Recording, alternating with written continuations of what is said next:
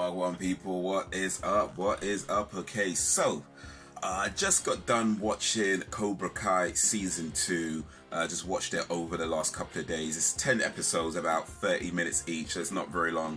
But I've had some time off my regular schedule, so for let me get through this while I can, because I might not have much time to watch it later. But anyway, I got through it, and dude, it is. Let me say this. Okay, so I'm going to get into some spoilers a little bit later in the video. I'll give you a warning when that's coming. For now, I'm not going to say any spoilers. So let me just say this for now. Watch the damn show. If you don't have, I believe it's only on YouTube Premium. That's how it looks anyway. But yeah, if you don't have YouTube Premium, I honestly believe it's worth getting YouTube Premium for. You could probably get a free trial if you never had it before, and if not, if you've had it before and cancelled it, it's worth getting it again just for this. It is that good. It is a really well-crafted show from season 1 to season 2. Honestly, this is probably, in my opinion, probably one of the best shows right now, and that includes all the Marvel Netflix stuff. Well, they guess not even on anymore because they got cancelled. But anyway, it's a damn good show. And I mean, I'll say it, like, when I first heard about them doing the Cobra Kai, I thought, what, it's probably going to be some kind of cheap knockoff, whatever. I wasn't that interested in it, but I watched the first couple of episodes and I was like, you know what, I gotta watch the rest of it. And now season 2 just got released a few days back, and I watched that, and yeah, still incredible, still maintaining that momentum of just a good quality story. I feel like there's probably a bigger budget with season 2. I don't know if that's the case or not, but it seems to me, from watching it, seems like there's a bigger budget with season 2. That being said, I feel like if they spent it in the right way. They don't do, like, sometimes when shows get bigger budgets and they just spend it on stupid shit. They don't do that with this. Like, if they had a bigger budget, they definitely spent it in the right way. But yeah, it's a great show. If you were a fan of the original Karate Kid, then yeah, you should be watching this. You should definitely, no excuses, man. But if you never watched the original Karate Kid, then I think you still get something out of it. I mean, I think you get more out of it if you know about the original Karate Kids, the original Karate Kid movies. But yeah, if you don't, then I still think you can enjoy this, because it does. I mean, it's its own story. It continues on a little bit from that, and they do make references. They give you enough. They give you what you need to know in order to get what's going on, and then everything else is just like, for the people who do remember it, it's like, yeah, that's pretty cool. But yeah, you can still watch it, still enjoy it, I think, and it's definitely worth watching. So yeah. Honestly, I believe if you don't have YouTube Premium, it is worth getting YouTube. Even if you just get it for the month and cancel it, it's worth doing that. It's a great show, definitely worth watching. But yeah, let me get into some spoilers now. And I try and avoid too many major spoilers, but I do want to say something. So just to talk about the story in a little bit more detail, really, is what I want to do. So now here's the thing, like, so. The story with this one follows on, well, yeah, of course, follows on for the first season. But yeah, so it follows the story of Miguel. So Miguel's just won the tournament. He's broken up with his girlfriend, and he still has feelings for her. She still has feelings for him, but they've broken up. They have their issues, and he's trying to get her back, but he doesn't really know how to. But then this other girl comes into the picture called Tori. And Tori, I think it's fair to say she's a little bit of a, let me just get a bit dark in here. She's a little bit sneaky, She's a little bit of a snake. Just a little bit, just a little bit. She's a good girl, but she's a little bit of a snake. But yeah, she kind of weaves her way into a relationship with Miguel. And while that's happening, Bobby or Robert, or they call him, was it Robert? Bobby, the son of Johnny Lawrence, he's got feelings for Ali, Miguel's ex. So that happens. While she's still having feelings for him, but that doesn't really come apparent, or more apparent till later on. But anyway, so a lot of feelings going around with these teenagers. So as you can imagine, yeah, it ain't gonna end well. It's not gonna end well, especially when you put karate in the mix. They're all karate students. So while all that's happening, you got the two dojos, the Cobra Kai dojo, and then Daniel LaRusso starts the Miyagi dojo, but he's giving away lessons for free. He's got his card business. He doesn't need to make money from this. He just wants to help the kids. But of course, he sees Johnny Lawrence sees as a director thing. So now, of course, you got Kreese back in the picture. John Kreese, who came back at the end of season 1. So John Kreese is back in the picture. And at the beginning, it kind of seems like he's trying to help out, trying to change. But of course, he's John Kreese. He's not going to change. He's a snake in the grass, isn't he? But he seems like he's trying to change. And then Johnny Lawrence wasn't given a second chance. Daniel LaRusso doesn't trust him, but so they're going back and forth. Eventually Johnny Lawrence kicks him out of the pitch and says, look, we're not doing this. I don't like the way you've been teaching the kids, so you need to go. This is my dojo now. I'm Cobra Kai. We're going to do things differently. And he's trying to teach them better. He's trying to teach them mercy. But the sad thing, oh my days, when you get to the end, the sad thing where Miguel tries to show mercy.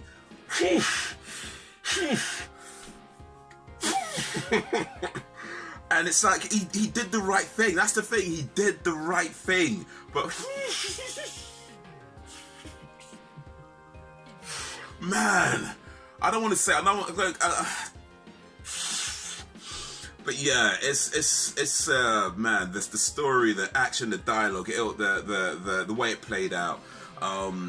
They had some new, not new, but I guess new to the show, but old faces from the old Karate Kid series. So some more of the original actors that showed up for a few scenes. Tommy, who showed up, and yeah, he's only in it for what, 1 episode, 2 episodes, and he passes. I can't remember if they say much which disease he has, but he's dying when he give Johnny the call, and they go to see him, and a few other people are there, and they have this one last sort of bike ride, and he dies in the forest after confessing that he always had a crush on Ali, and Ali from the original Karate Kid movies, and. Yeah, that was a sad scene, and then he comes back. Johnny Lawrence, he goes away for a while, comes back to the dojo, and Kreese has sort of taken over in the meantime. He's let him teach class in the meantime, but he's come back. But it turns out, like we say, Kreese is a snake. Kreese is a snake. So it turns out that while Johnny was gone, Kreese was talking to the landlord behind his back to get the dojo back. But he doesn't know that right away, so that comes as revealed later on, after what happened to Miguel. And after the class, what happens to Miguel, and now they're a bit more on Kreese's side, thinking about his whole no mercy thing, and maybe he's got a thing there, but it's like, man, the way he's teaching these kids, it's like, But I'll tell you one of the stories that throughout the series, throughout this season, that I really liked was the story of Hawk, or Eli Muscovich. I'll probably say his name wrong, but they call him Hawk. He's got a mohawk, and because in the beginning, in season 1, he starts off, he's a nerdy kid. He's being bullied. He's got the scar on his lip, and people make fun of him. And then by the end of season 1, he's taken the correct lessons with Cobra Kai. He's got more confidence, but he's become a bit of an arsehole. And in season 2, he's become much more of an arsehole. And I think what it shows is that you have people who effectively they're bullies, but they've always been bullies, but they just didn't have the chance to be a bully. So I feel like that's what Hawk was. He's always been a bully. He just never really had the chance to be a bully because he was being picked on, because he was the one being pushed around, because he didn't really have that much confidence. Now he's got that confidence. And like what they say with what Spider-Man says, with great power comes great responsibility. But because this guy's probably always had those feelings, now that he's got this power, now that he's got a bit of confidence, he's trained, he can fight, he can defend himself. And rather than using that for good, he's rather be pushing people around and beating people up and picking on his old friends and not watching Doctor Who anymore. Are you serious? Are you Desi blood? You don't watch Doctor Who no more? But I like the scene when I can't remember his name, but his old friend tries to sort of reconcile with him. He's talking about Doctor Who, and he's like, Moffat's not on the show anymore. He's like, really? Who's the new Doctor? Is he badass? He's like, well, she is pretty bad. It's like, she? So it was a pretty cool scene, but it didn't last long. And then, I need to look up his name. I'll put it on the screen for afterwards. But yeah, that kid who was his friend in the season 1, and they're not friends anymore. He had an interesting story as well, because he's very much still the bully getting picked on. He tries to join Cobra Kai, but it doesn't go so well because he couldn't really get with the whole thing, and he ends up getting beaten up. Then he tries to join. He does join Miyagi-Do, but he's just very much. I don't know if I want to. He doesn't really want to do it. He just feels like he has to do it, and he can't really do the moves. He's constantly complaining, but the LaRusso is patient with him, and he gives him chance, and he eventually starts to get it. He said at the end when it kind of comes to fruition, so that was really cool. And LaRusso as well, and now that I mentioned him, besides like LaRusso. So he's starting the dojo, and he puts out an advert on the TV about, you know, he's giving very free lessons. But then the backlash from that advert was about how they called him a cultural. They said it was cultural appropriation because he was wearing the you know, the traditional Japanese garb, and they call it cultural appropriation. And I thought that was pretty perfect because it's very much reflects on modern society, you know, that how people look at things now. Back in the 80s, had he done that, nobody would have cared. But now, you know, people look at that sort of thing and say, oh, it's cultural appropriation. They ignore the fact that actually he was trained, you know, 30 years ago by, you know, well, he's actually from Okinawa, not Japan, but still, he was trained in martial arts, you know, and you know, they ignore all that stuff. They know back, and they know the fact that he's you know, studied it, that he's kept it up. Well, you know, kept up the, you know, not really kept it up.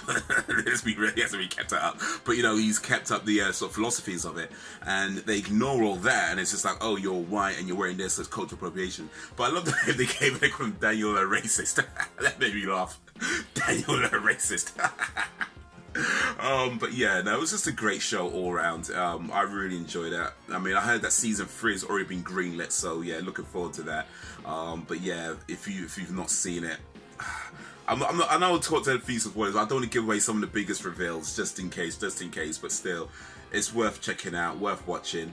But yeah, definitely gets a big thumbs up from me. The Haze, the Bandit Haze seal of approval for season 1 and 2. By the way, I never did a review for season 1, and I don't remember doing one anyway. But consider this a review for season 1, 2. Watch that as well if you haven't. It's worth it. They're both worth it. They're incredible shows. But yeah, that's gonna be it for this video. Let me know if you've watched it, what you think of it. If you've seen the original Karate Kids, there was like 4 movies in the beginning, and then they did the remake with Jaden Smith. So those who not know, by the way, so there's actually 4 Karate Kid movies with Pat Morita who played Miyagi. And so the first movie was Karate Kid, or The Karate Kid, to give it its full title. Then The Karate Kid Part 2, then Karate Kid Part 3. And those 3 were with Daniel LaRusso, so that's where Miyagi's training Daniel LaRusso. And then Karate Kid Part 4, or the next Karate Kid, was actually with